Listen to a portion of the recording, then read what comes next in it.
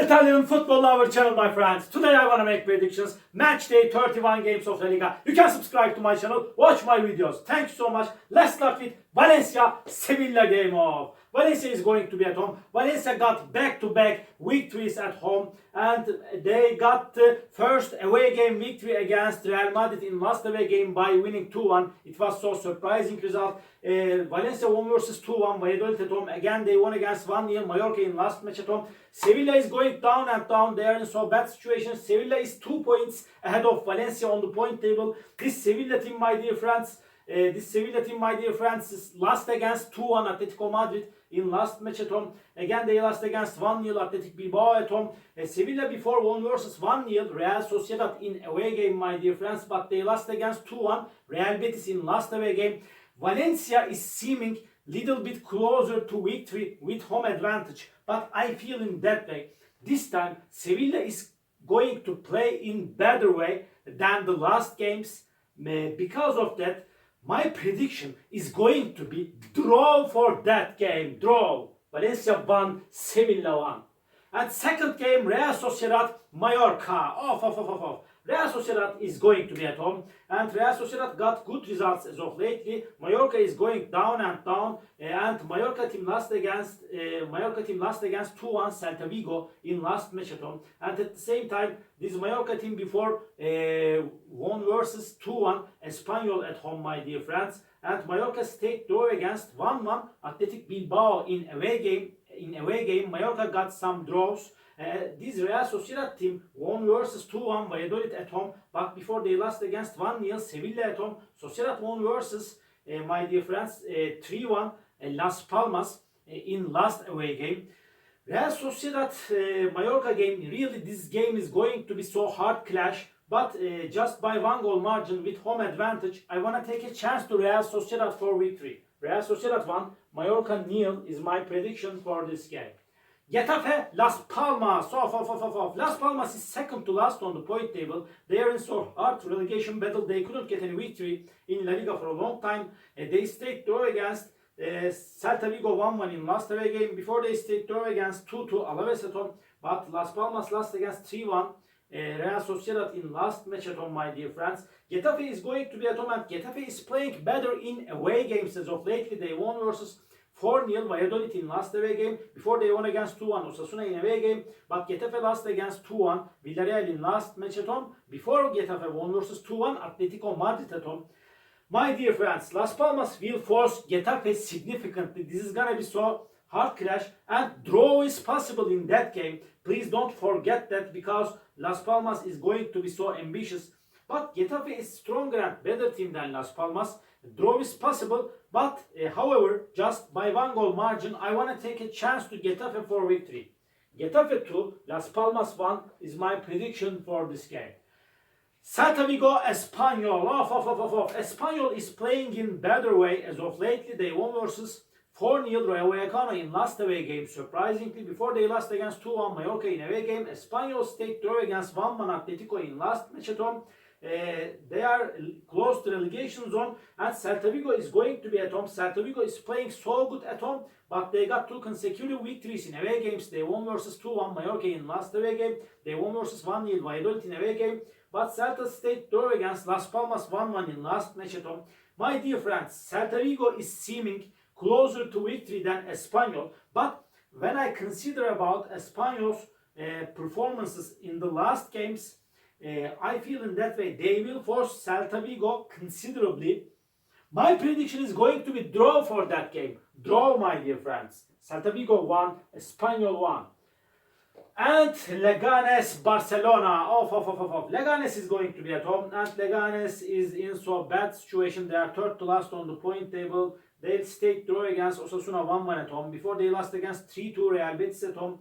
Leganes lost against 3-2 Real Madrid in away game, my dear friends. Barcelona is at the top position.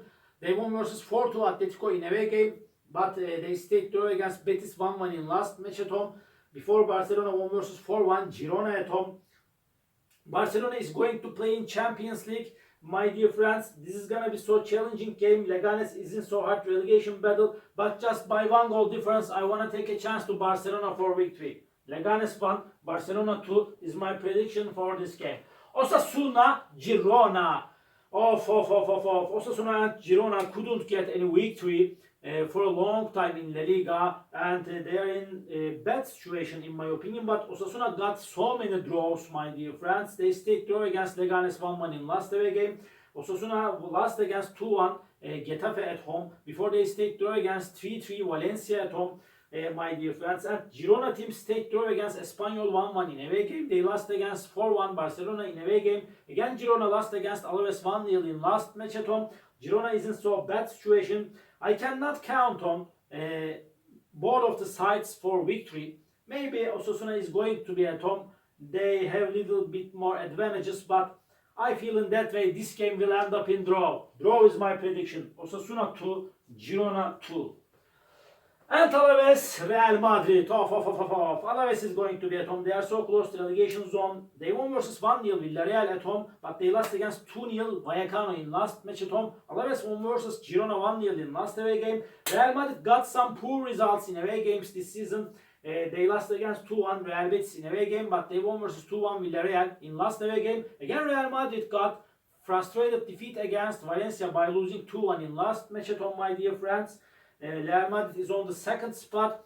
Real Madrid is going to play in Champions League, but again, in my opinion, they will win over against Alaves after a hard clash. Alaves 1, Real Madrid 2 is my prediction for this game. Real Betis, Villarreal.